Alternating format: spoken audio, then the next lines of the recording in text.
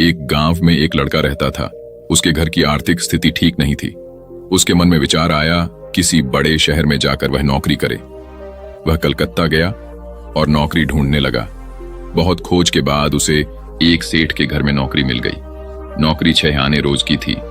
काम था सेठ को रोज 6 घंटे अखबार और किताब पढ़कर सुनाना। लड़के को नौकरी की जरूरत थी तो उसने वह नौकरी स्वीकार कर ली। एक दिन की बात है, लड़के को दुकान के कोने में 100 के 8 नोट पड़े मिले। उसने चुपचाप उन्हें अखबार और किताबों से ढक दिया। दूसरे दिन रुपयों की खोजबीन हुई। लड़का सुबह जब दुकान पर आया तो उससे पूछा गया। लड़के ने तुरंत ही प्रसन्नता से रुपये निकालकर ग्राहक को दे दिए। वह बहुत ही खुश हुआ। लड़के के ईमानदारी से सबको बहुत प्रसन्नता हुई। सेठ भी लड़के से बहुत खुश हुआ। सेठ ने लड़के को पुरस्कार देना चाहा तो लड़के ने लेने से मना कर दिया। लड़के ने कहा, सेठ जी मैं आगे पढ़ना चाहता हूं पर पैसों के अभाव में पढ़ नहीं पा रहा, आप कुछ सहायता कर दें। सेठ ने लड़के की पढ़ाई का प्रबंध कर दिया। लड़का बहुत मेहनत से पढ़ता गया। यही लड़का आगे चलकर बहुत बड़ा साहित्यकार बना। इसका नाम था राम नरेश त्रिपाठी। हिंदी साहित्य में इनका बहुत बड़ा योगदान है। नुकसान का मातम मनाने से नहीं मिलती सफलता। एक बार आकाश नाम का लड़का मायूस बैठा था। उसे व्यापार में बहुत नुकसान हुआ था।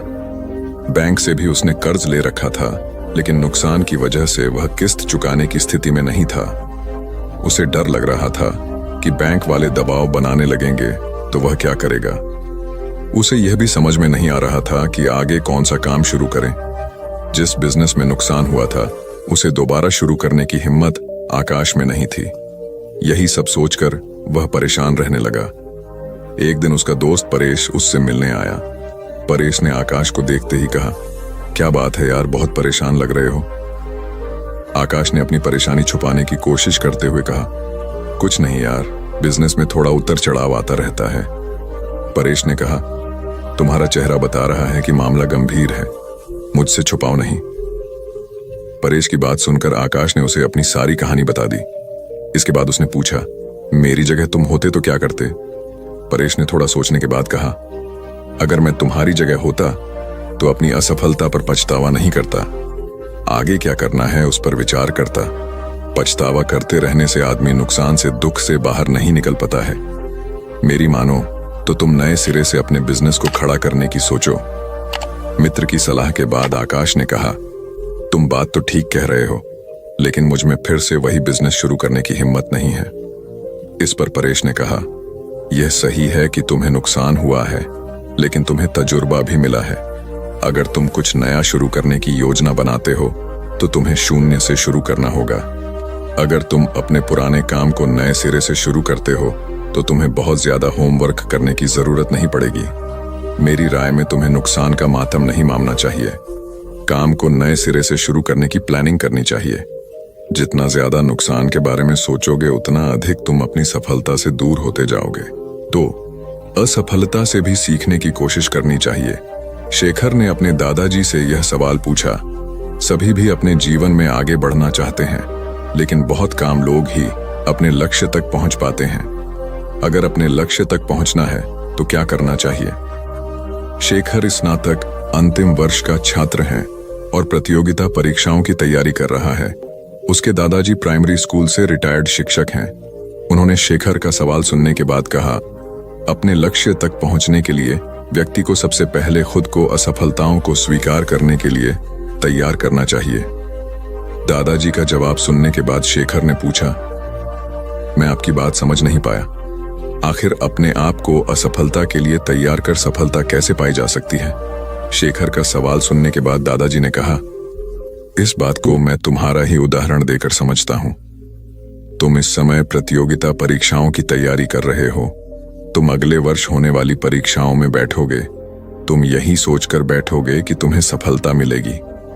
दादाजी की बात पर शेखर ने हाँ में सिर हिलाया। इसके बाद दादाजी जी ने कहा, मान लो तुम अपने पहले प्रयास में असफल हो जाते हो तो तुम क्या करोगे। शेखर ने कहा, मुझे बहुत निराशा होगी। मैं तैयारी में अपनी तरफ से कहीं कमी नहीं छोड़ रहा हूं। दादाजी ने कहा, निराशा ही असफलता की जड़ है। वह कैसे? शेखर ने सवाल किया।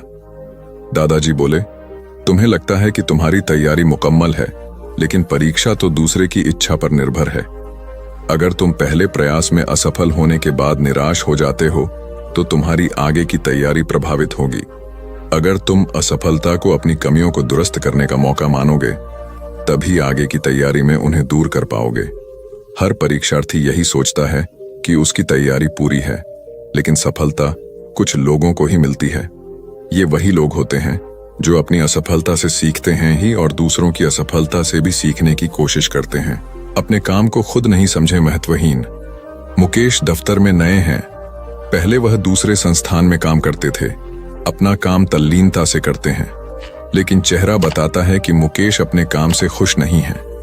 एक दिन इस बारे में पूछने पर उन्होंने कहा, जब काम में मन नहीं लगे तो चेहरा उदास हो ही जाता है। काम में मन क्यों नहीं लग रहा है?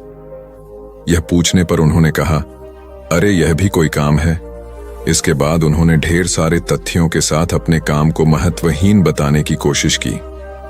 उन्होंने यह भी कहा कि इस समय जो काम मेरे जिम्मे है उसके आधार पर दूसरे संस्थान में नौकरी भी नहीं मिलेगी।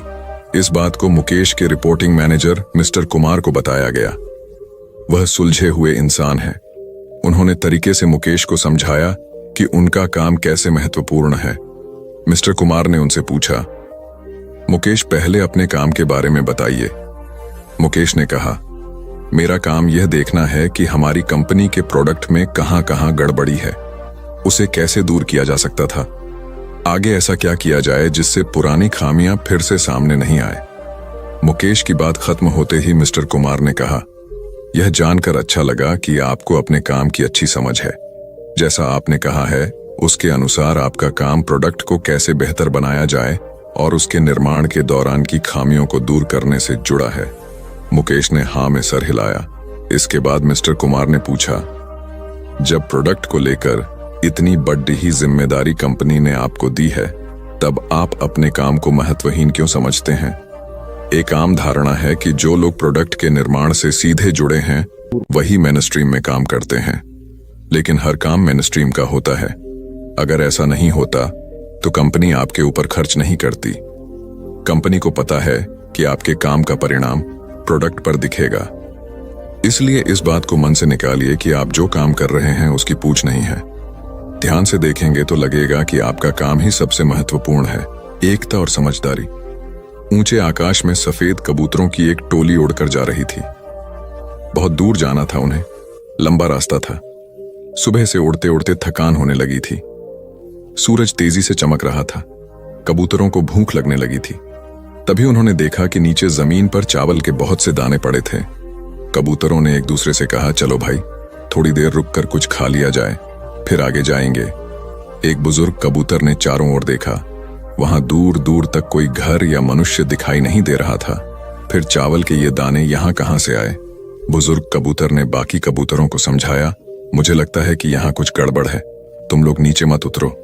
लेकिन किसी ने भी उसकी बात नहीं सुनी। सभी कबूतर तेजी से उतरे, दाना चुगने लगे। इतने बढ़िया दाने बहुत दिनों के बाद खाने को मिले थे। वे बहुत खुश थे। जब सभी ने भरपेट खा लिया तो बोले, चलो भाई अब आगे चला जाए। लेकिन यह क्या? जब उन्होंने उड़ने की कोशिश की तो उड़ ही नहीं पाए। दोनों के साथ साथ वहां एक चिड़ीमार का जाल भी था जिसमें उनके पांव फंस गए थे। उन्हें अपनी गलती पर पछतावा हुआ। बूढ़ा कबूतर पेड़ पर बैठकर सब देख रहा था। उसने जब अपने साथियों को मुसीबत में देखा तो फौरन उड़ा और चारों ओर देखा। दूर उसे चिड़ीमार आता दिखाई दिया। वह फौरन लौटा और अपने साथियों को बताया। सब वहां से निकलने का उपाय सोचने लगे। तब बूढ़े कबूतर ने कहा, दोस्तों, एकता में बड़ी शक्ति होती है। सब एक साथ उड़ड होगे तो जाल तुम्हें रोक नहीं पाएगा। उसने गिना, 1 2 3। उड़ो। सारे कबूतरों ने एक साथ जोर लगाया और जाल उनके साथ उठने लगा। जब तक चिड़ीमार वहां पहुंचा तब तक जाल काफी ऊपर उठ चुका था। वह देखता ही रह गया और कबूतर जाल लेकर उड़ गए। बूढ़ा कबूतर सबसे आगे उड़ रहा था। काफी देर उड़ने के बाद वे नीचे उतरे। वहां कबूतरों के दोस्त चूहे रहते थे। चूहों ने अपने तेज दांतों से जाल काट दिया। इस तरह बूढ़े कबूतर की समझदारी और साथ मिलकर काम करने से सभी कबूतर बच गए। एक शहर में एक बहुत अमीर व्यक्ति रहता था। उसका नाम तो था धनीमल, लेकिन था वह बेहद कंजूस। उसका कहना था कि अगर आप अपना पैसा अपने पास रखेंगे तो सबको पता चल जाएगा कि आपके पास बहुत पैसे हैं। फिर चोर डाकू आपके पीछे पड़ जाएंगे और सारा पैसा लूट कर ले जाएंगे। इसलिए वह अपना सारा पैसा छिपा कर रखता था और खुद एक बहुत गरीब व्यक्ति के समान रहता था। पैबंद लगे कपड़े, घिसे हुए जूते, रूखा सूखा खाना, यह सब देखकर लोग उसे भिखारी समझते थे। जिनको पता था कि वह धनवान है, वे उसे कंजूस कहकर बुलाते थे। एक दिन धनीमल को अपनी संपत्ति को चोरों से बचाने का एक बहुत बढ़िया उपाय समझ में आया। उसने सारे पैसों से बहुत सा सोना खरीद लिया और फिर सारे सोने को पिघलाकर उसका एक बड़ा सा गोला बना लिया। उसने शहर के बाहर जाकर एक पुराने कुएं के पास एक गड्ढा खोदा और सोने का वह गोला उसमें डालकर गड्ढा बंद कर दिया। वह अब निश्चिंत था। अपनी तसल्ली के लिए वह रोज रात को आकर गड्ढे में देख लेता था कि उसका सोना वहां है या नहीं। उसे विश्वास था कि कोई भी चोर इस जगह के बारे में नहीं जान पाएगा, लेकिन ऐसा नहीं हुआ। धीरे धीरे पूरे शहर में यह चर्चा होने लगी कि धनीमल रात में शहर के बाहर जाकर कुछ करता है। एक रात जब उसने गड्ढा खोद कर देखा तो सोना वहां से गायब था। उसे गहरा सदमा लगा और वह चीख कर रोने लगा। उसके रोने की आवाज सुनकर बहुत से लोग वहां आ गए। धनीमल रो रो कर अपना दुख बताने लगा। तब उसके एक पड़ोसी से उसे कहा, धनीमल, तुम एक भारी पत्थर इस गड्ढे में रख दो और समझ लो कि वही तुम्हारा सोना है। यह सुनकर धनीमल को बहुत गुस्सा आया। तुम मेरे सोने को पत्थर जैसे बता रहे हो। वह बोला, देखो धनीमल, वह सोना तुम कभी इस्तेमाल तो करते नहीं थे। एक पत्थर की तरह यहां उसे दबा कर रख दिया था, तो फिर यहां सोना हो या पत्थर, क्या फर्क पड़ जाता है? उसका पड़ोसी बोला, बात तो ठीक ही थी। धनीमल ने बहुमूल्य सोने को पत्थर के समान मूल्यहीन बना दिया था। उसके बाद धनीमल ने मेहनत करके फिर पैसे कमाए, लेकिन अब वह कंजूस नहीं रहा था। अपने पैसे को वह अपने ऊपर और दूसरे लोगों की सहायता के लिए खर्च करता था। अंधी का बेटा। एक औरत थी जो अंधी थी, जिसके कारण उसके बेटे को स्कूल में बच्चे चिढ़ाते थे कि अंधी का बेटा आ गया। हर बात पर उसे ये शब्द सुनने को मिलता था कि अंधी का बेटा। इसलिए वो अपनी माँ से चिढ़ता था, उसे कहीं भी अपने साथ लेकर जाने में हिचकता था, उसे नापसंद करता था। उसकी माँ ने उसे पढ़ाया और उसे इस लायक बना दिया कि वो अपने पैरों पर खड़ा हो सके। लेकिन जब वो बड़ा आदमी बन गया तो अपनी माँ को छोड़ अलग रहने लगा। एक दिन एक बूढ़ी औरत उसके घर आई और गार्ड से बोली, मुझे तुम्हारे साहब से मिलना है। जब गार्ड ने अपने मालिक से बोल, तो मालिक ने कहा कि बोल दो मैं अभी घर पर नहीं हूँ। गार्ड ने जब बुढ़िया से बोला कि वो अभी नहीं है, तो वो वहां से चली गई।